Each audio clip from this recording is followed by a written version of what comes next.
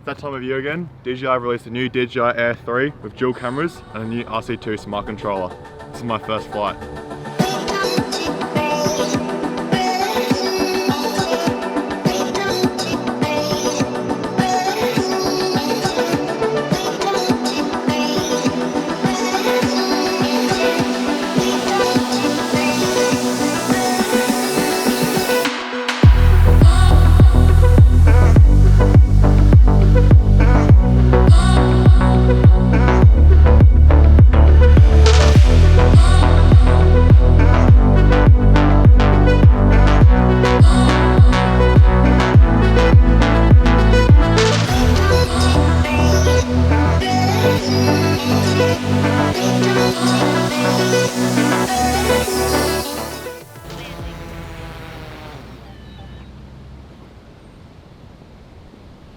I had the previous model of the Air series, the Air 2S, but I'm really loving this new Air 3 and there's a couple of reasons why. It's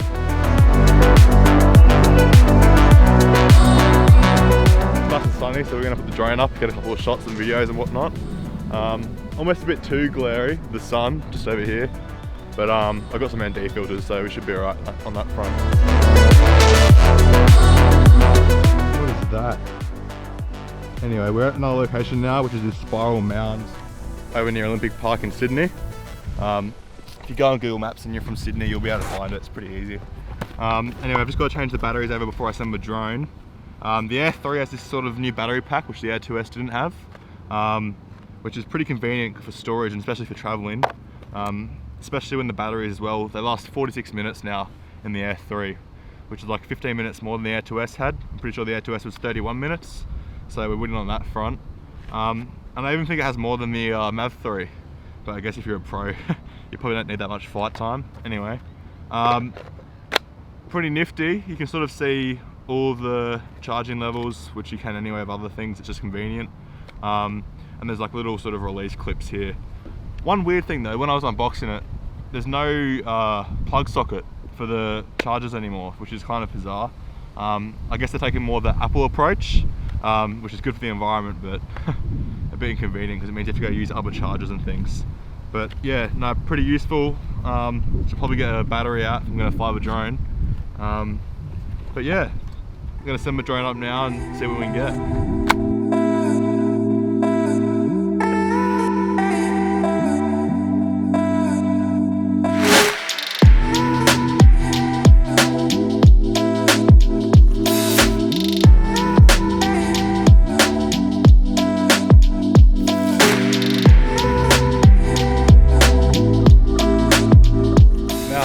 You've got to be careful with this drone because it weighs over 250 grams. So, you know, if you are flying it, you know, in your suburb or city or whatever, you've got to be careful because it's not the Mini 3. So, you know, there's a lot more regulators and laws around it. But you know, it's still worth it if you're an intermediate and you're a hobbyist and you want a bit more quality in that sense. But more on that later.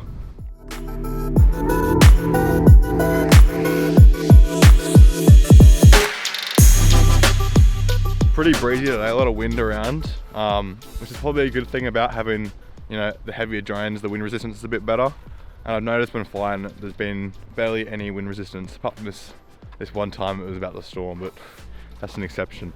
So yeah, over the mini series, that's a benefit, but also, you know, you sort of got to compensate for the regulations and laws and being able to fly it in most places. But yeah, it handles winds well, so don't be stressing about that. Still blowing. Look.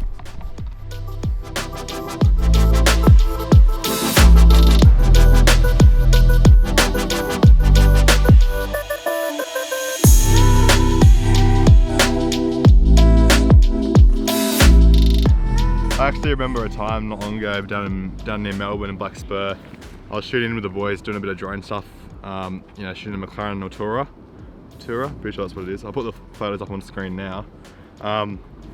Yeah, I nearly crashed the Air 2S, which, you know, it was windy. I was flying like normal mode pretty recklessly, and yeah, I nearly went side on into a tree. So, so pretty lucky to still have that drone.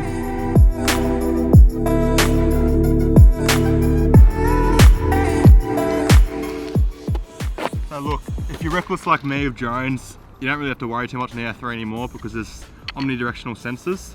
So there are sensors around every side, top and bottom.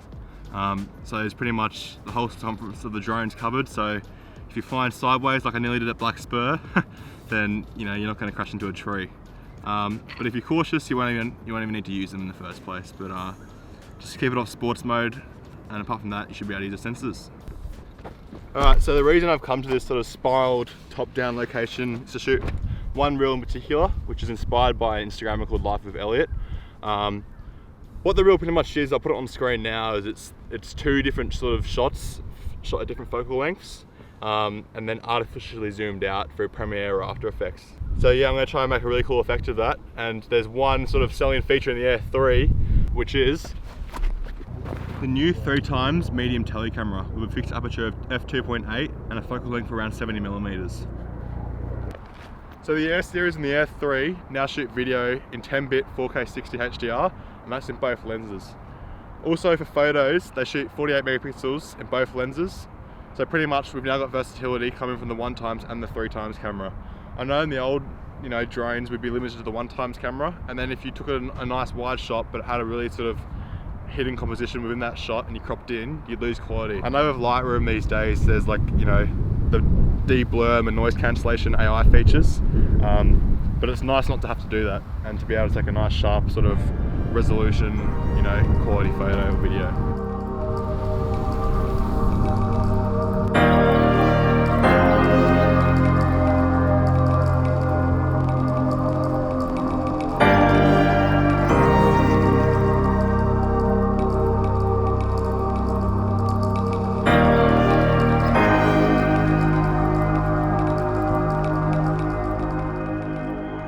Dji Air have also brought a new 04 video transmission to the Air 3, and what this does is pretty much just enable better correspondence between your controller and the drone when filming and taking photos.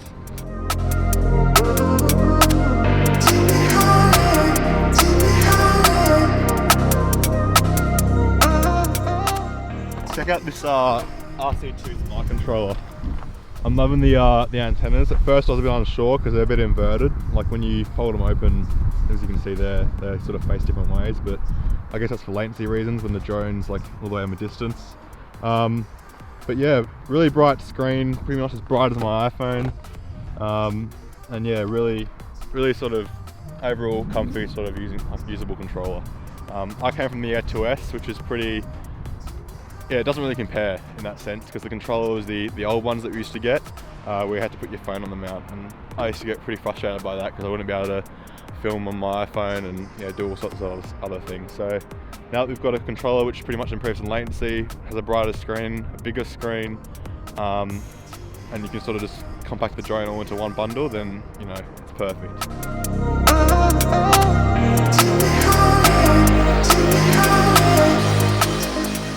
So overall, really enjoyed using the Air 3 over the last couple of weeks. This wasn't a sponsored video. The Dji Air just decided to send this out to me and make a couple of reels and take some photos of it. So yeah, been a really good experience. As far as recommendations go, if you haven't had a drone before and you already take photos or videos, I'd probably suggest this drone for you. The mini series is good for people who are, like traveling and don't do too much photography or videography. Whereas I think the Air series is good for those people who already have experience in, other photographic or videography areas, but want to sort of take some aerial shots or videos. But yeah, great intermediate drone, with a 46-minute flight time, with dual cameras with 2 different focal lengths, and the full sort of obstacle avoidance sensors around the whole circumference of the drone. Really capable, little device. And I actually sort of reckon it makes the MAV3 or the original MAV3 sort of redundant in that sense, because the dual cameras and even longer flight time. So yeah, so if you can afford it, pick one up. The Air 3, I think it'll be out relatively soon, probably when this video is dropped. But yeah, really good drone. Now, if you enjoyed this video and you like, this sort of content, maybe subscribe or even hit the like button just to show that you've enjoyed it, or maybe even comment below. But you can find me on Instagram as well at willis.newman. And before I run the video off, I was on Threads, Instagram's new app. And I said in the thread, comment a photo and I might share it. So I'm going to go through those photos now, and I'm going to choose my favourite from this thread. So if you want a chance to be featured, maybe go and comment on a future thread, and I'll put it in the video. But for now, got some good photographers here. I'm liking these photos. My favourite one is this one from Jeremy.